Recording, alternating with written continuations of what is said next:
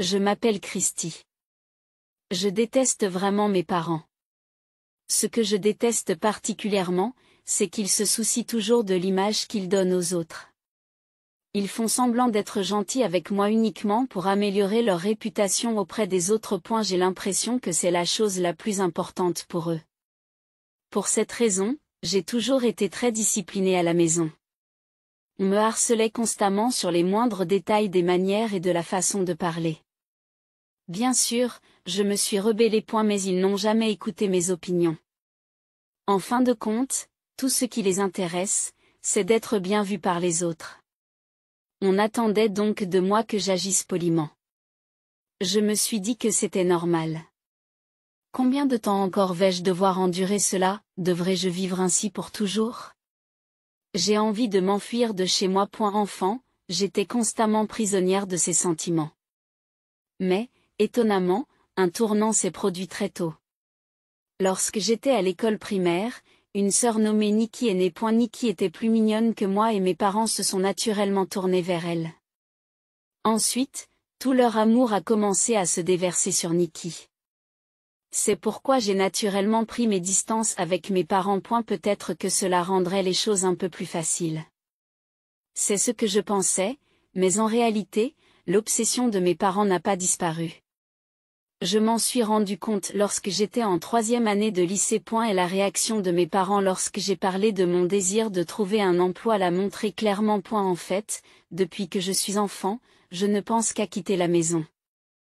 Je pensais que trouver un emploi serait l'occasion idéale de quitter la maison. J'attendais ce moment avec impatience depuis longtemps. Mais mon père m'a surpris en me faisant une déclaration inattendue. Tu vas aller à l'université.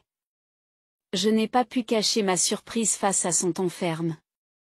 Depuis la naissance de Nikki, l'attention de mes parents s'était entièrement tournée vers elle. Je pensais donc qu'ils accepteraient sans problème ma décision de travailler. Peut-être que mon père réfléchissait un peu à mon avenir. Pourquoi devrais-je aller à l'université? Ai-je demandé, gardant un brin d'espoir. Mais mon père a anéanti mes espoirs avec sa réponse. Tu as besoin d'une bonne éducation pour te marier dans une bonne famille. Et c'est tout.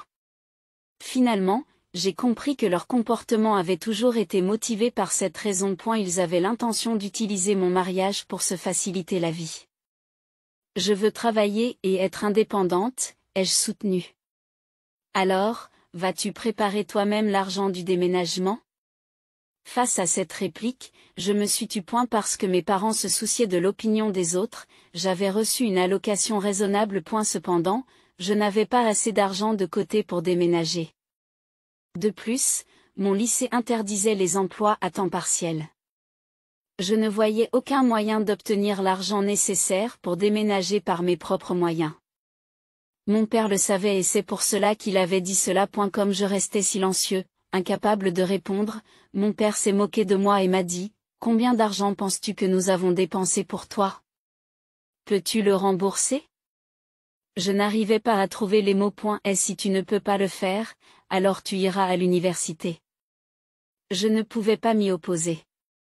Cependant, en regardant les choses sous un autre angle, cela signifiait que je pouvais aller à l'université gratuitement. Même si mes parents veulent parler de mariage, ils ne peuvent pas agir unilatéralement sans tenir compte de mes sentiments. En pensant cela, j'ai conclu que je devrais peut-être étudier à l'université, puis quitter la maison une fois que j'aurais trouvé un emploi.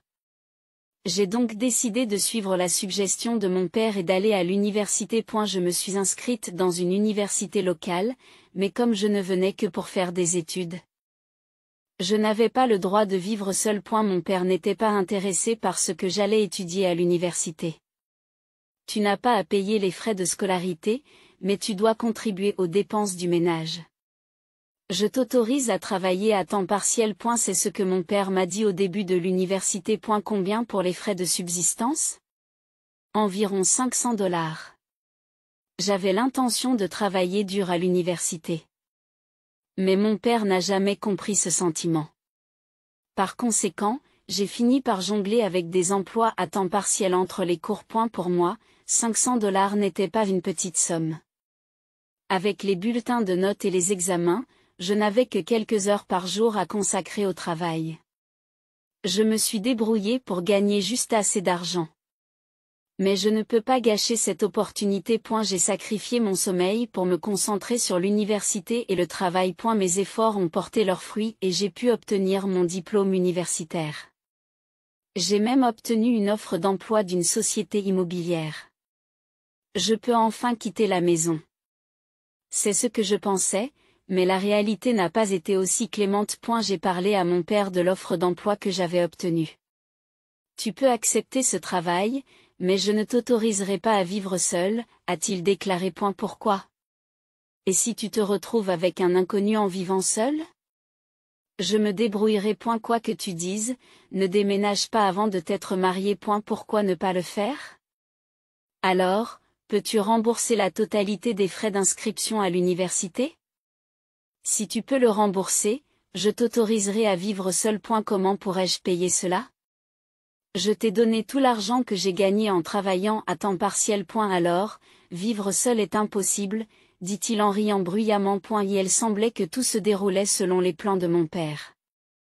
Il avait prédit cette évolution et m'avait fait contribuer au ménage dès le début avec les revenus de mes emplois à temps partiel. En fin de compte, ma vie se déroulait entièrement selon les souhaits de mon père.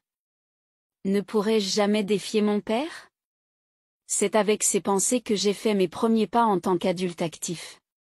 Cependant, un nouveau problème s'est immédiatement posé. Juste après que j'ai commencé à travailler, mon père a soudainement pris sa retraite. Il a prétendu que c'était à cause de douleurs dorsales, mais ce n'était qu'un prétexte. Il était clair qu'il ne voulait tout simplement pas travailler et qu'il comptait s'appuyer sur mon salaire. Cependant, comme il faisait partie de la famille, je ne pouvais pas le négliger. À un moment donné, j'ai sérieusement envisagé de me séparer de ma famille et j'ai même cherché des moyens de couper les ponts. Cependant, il n'existe pas de véritable moyen de rompre complètement les liens avec la famille. Quoi qu'il arrive, un parent reste un parent. Il n'est pas facile de se défaire de cette réalité. Cependant, je ne pouvais pas abandonner et je réfléchissais à des moyens de quitter la maison.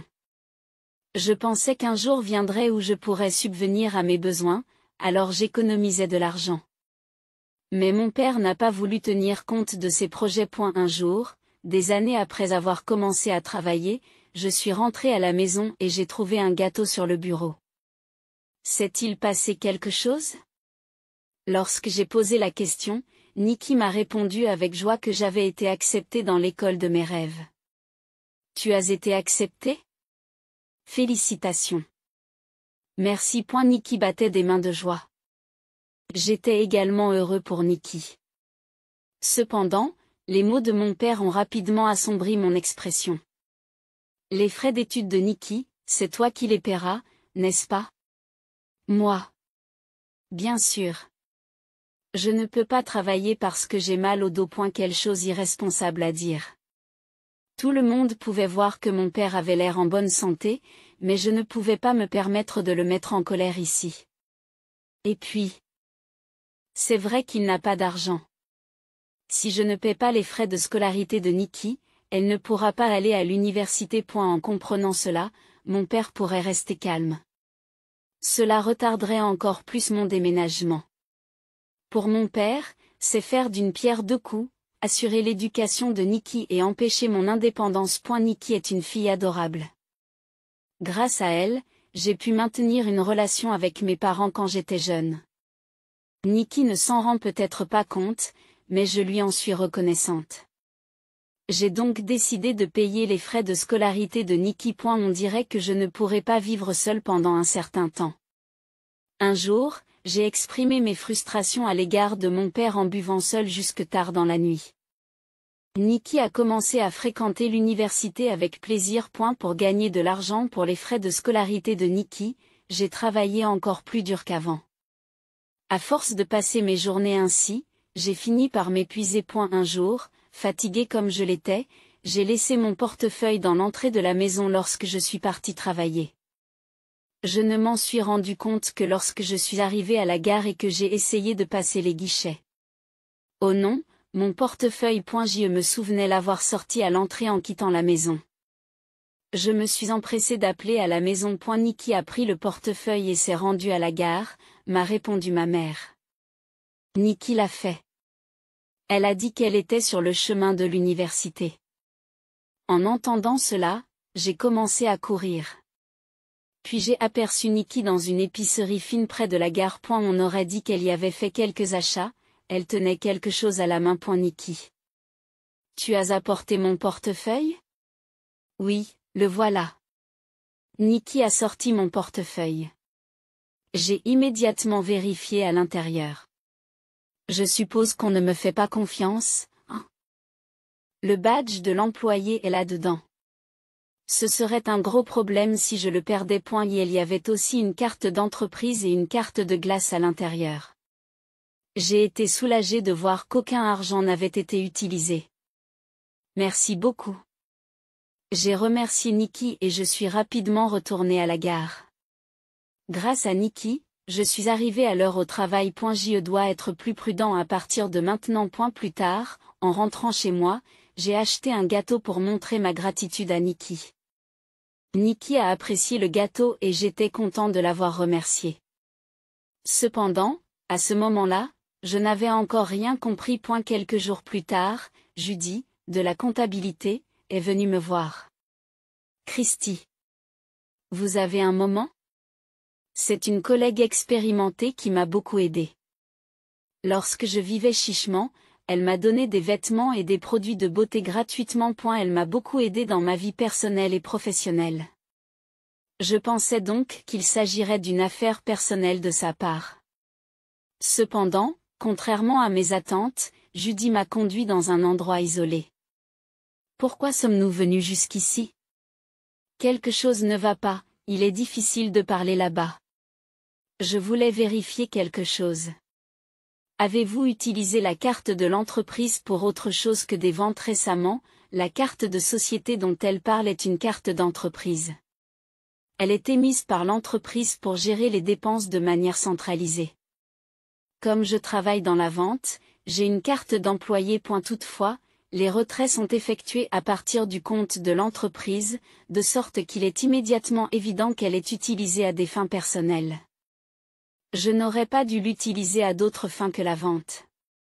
Je me suis inquiétée. Même si je n'en avais aucun souvenir, il était possible que quelqu'un l'ait utilisé à mon insu. Pendant que je retraçais ma mémoire. Judy m'a dit qu'il y avait une trace de l'utilisation de votre carte dans une épicerie fine. De l'eau a été achetée. Vous souvenez-vous de quelque chose à ce sujet? De l'eau. De la charcuterie. Je me suis creusé la tête. Puis, je me suis souvenu du jour où j'avais laissé mon portefeuille à la maison. C'était bref, mais Niki avait eu mon portefeuille. J'ai toujours mon portefeuille sur moi au travail. En y réfléchissant, la seule personne autre que moi qui aurait pu utiliser la carte, c'est Niki. Savez-vous à quelle date la carte a été utilisée? Je voulais croire que ce n'était pas Niki. Si ce n'était pas le jour en question, Niki n'aurait rien à voir. C'est peut-être moi qui ai négligemment utilisé la carte de l'entreprise. J'espérais que c'était le cas. Mais la réalité n'est pas toujours celle que l'on espère. La date à laquelle la carte a été utilisée correspond au jour où j'ai laissé mon portefeuille à la maison. Vous souvenez-vous de quelque chose? Interrogé par Judy, j'ai lâché, je suis désolé, je crois que je ne me souviens de rien. Je suis désolé, je crois que je l'ai utilisée en pensant que c'était ma carte IC.A. Il m'arrive d'acheter de l'eau à l'épicerie de la gare. Je vois. Je m'excuse.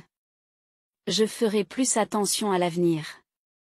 J'ai immédiatement remboursé la somme prélevée. Malgré mon excuse maladroite, Judy m'a gentiment encouragé en me disant que j'avais déjà fait quelque chose de semblable. L'idée que la même chose se reproduise me rendait anxieuse. J'ai donc fait une demande à Judy. C'est peut-être gênant, mais tu es d'accord, Christy? Je suis d'accord. Je ne veux pas refaire cette erreur. Alors, je vais m'en occuper. Je vous remercie. Ainsi, l'entreprise a pu éviter d'en faire tout un plat. Mais il n'y aura pas de prochaine fois. Si la même chose se reproduit, elle sera traitée comme un problème majeur. C'est pourquoi j'ai pris des mesures proactives. Quoi qu'il en soit. Ce fut un tournant majeur. J'ai toujours cru que Nikki était une bonne fille. Elle a grandi en recevant pleinement l'amour de mon père. De plus, elle ne s'est jamais rebellée contre lui. Mais après cet incident, j'ai réalisé que Nikki faisait peut-être semblant d'être bonne devant tout le monde. Ce n'est peut-être pas seulement lorsqu'elle est à l'extérieur, mais aussi envers moi. En pensant cela, le sourire de Nikki est devenu inquiétant. Mes parents essaient de m'utiliser à leur profit. C'est pourquoi je me suis toujours méfiée d'eux. Surtout de mon père. Mais maintenant, je dois aussi me méfier de Nikki. C'est inquiétant. Vivre dans la même maison que mes parents et Nikki commençait à me perturber. J'ai toujours voulu déménager, mais ce désir est devenu encore plus fort. J'ai donc décidé d'en parler à mon petit ami, Ken. C'est vrai? Alors, pourquoi ne m'épouserais-tu pas et ne vivrais-tu pas ensemble, dit Ken avec désinvolture. Quoi? Les mots me manquaient. Ken a continué. Pourquoi ne m'épouses-tu pas et ne vis-tu pas ensemble? En tant que fonctionnaire, je pense que même tes parents m'approuveraient. C'est peut-être vrai. Ken et moi étions camarades de classe à l'université. Nous sortons ensemble depuis plus de 5 ans. J'ai aussi pensé un peu au mariage. Cependant, ma famille n'est pas normale. Ce n'est pas une situation où je peux parler de mariage en toute décontraction. Ken sait que ma famille n'est pas normale et il a toujours été là pour m'écouter. Pourtant, il essaie de m'épouser. Je vous en prie. C'est ainsi que j'ai décidé d'épouser Ken. Cependant, je n'avais pas le temps de me laisser aller au bonheur. De nombreux problèmes devaient être résolus. Le plus important était mon père. Je ne savais pas s'il accepterait le mariage. Comment en parler? Je ne savais pas comment entamer la conversation avec mon père. Cependant, le temps passe vite, et avant que je m'en rende compte, environ 6 mois se sont écoulés. Il faut vraiment que je lui dise maintenant. Au moment même où je me disais cela, une question insignifiante a conduit à une dispute avec mon père. Ne m'obligez pas à le répéter. Je te dis d'accepter cet homme. Je ne veux pas. J'ai un petit ami. Un petit ami? Quel genre de gars est-ce? C'est mon camarade de classe à l'université. Il est fonctionnaire maintenant. Mes paroles ont fait taire mon père. Il semblait plongé dans ses pensées. J'ai continué. On dirait qu'il est prêt à donner une somme décente pour les cadeaux de fiançailles. Il vient d'une famille respectable. Foun. Mon père semblait hésiter. C'est peut-être ma chance. J'ai poussé la conversation plus loin. Quelle somme vous satisferait? Eh bien, peut-être $30 000. J'ai été surpris par le chiffre de $30 000. Cependant, lorsque j'en ai parlé à Ken, il a accepté de payer les $30 000. Grâce à cela, j'ai enfin pu quitter la maison. Une fois les négociations réglées, tout le reste s'est déroulé sans problème. J'ai rapidement organisé le déménagement. J'ai réservé un service de déménagement pour le dimanche et j'ai déménagé. Pendant que je faisais mes cartons, Nikki est venue me voir. Assure-toi de payer mes frais de scolarité. Je sais.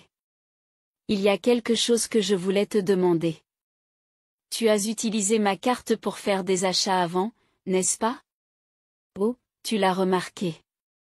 Nikki n'a montré aucun signe de remords. Depuis ce jour, j'avais voulu lui poser la question à plusieurs reprises, mais le moment ne semblait jamais propice. J'ai finalement trouvé le courage de lui demander. Mais apparemment, ce n'était pas grave pour Nikki. Utiliser la carte de quelqu'un d'autre sans sa permission est un crime. Nous sommes de la même famille.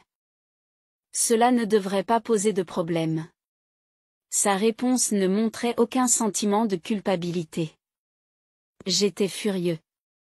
Je m'assurerai de déposer vos frais de scolarité sur le compte. Mais c'est la dernière fois. Quoi? Une fois que j'aurai quitté cette maison, nous serons des étrangers. Fais ce que tu veux. Nikki a reniflé et s'est éloigné. Lorsque le déménagement fut terminé, la nuit tombait. Lorsque je suis entrée dans le salon pour dire au revoir, mon père m'attendait. Où est l'argent?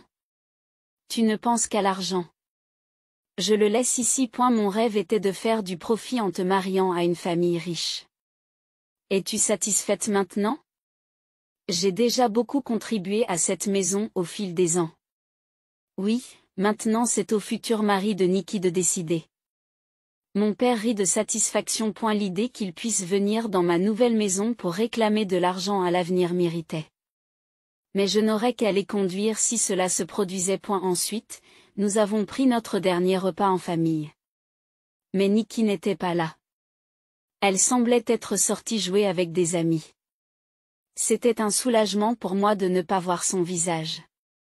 Après le repas, je me suis préparée à quitter la maison. Mais au moment de franchir la porte d'entrée, j'ai croisé Nikki à l'improviste. Tu es encore là, grande sœur? Ah oui, c'est vrai. Je vais te rendre ça. J'ai regardé ce que Nikki avait sorti. C'était ma carte d'entreprise. Je me suis empressée de vérifier dans mon portefeuille. Et elle est trop tard pour paniquer. Je l'ai prise en entrant dans la pièce. Je me suis mordu la lèvre de frustration. Vu la situation, il était clair que la carte avait été utilisée. C'est à ce moment-là que j'en ai eu la certitude, dit Nikki. J'ai payé la nourriture et les boissons d'une centaine de personnes avec cette carte. Alors occupez-vous du reste. Puis Nikki a commencé à débiter une chose après l'autre avant même que je puisse poser la question. Des choses comme une réunion d'anciens élèves ou une soirée où l'on peut boire à volonté, des choses insignifiantes. Pour couronner le tout, elle a fièrement mentionné qu'elle avait tenu compte de la limite de la carte et qu'elle avait choisi un cours à $50. Cela m'a vraiment interpellé. Qui êtes-vous? Ah, des étrangers. Une fois que j'ai quitté la maison, pour de vrai? Oh, c'est vrai, à propos des frais de scolarité. Nikki a continué d'insister. Vérifie avec papa pour les frais de scolarité, ai-je dit, fermement, et j'ai quitté les lieux. Puis j'ai commencé une nouvelle vie dans une nouvelle maison avec Ken. Non pas que quelque chose d'important ait changé. Je n'avais pas l'intention de quitter mon travail juste parce que je m'étais mariée, alors les seuls changements ont été mon nom de famille et l'endroit où je vivais. Mais pour moi, c'est le changement de lieu de vie qui a été le plus important. J'ai été enveloppée d'un sentiment de liberté que je n'avais jamais connu auparavant.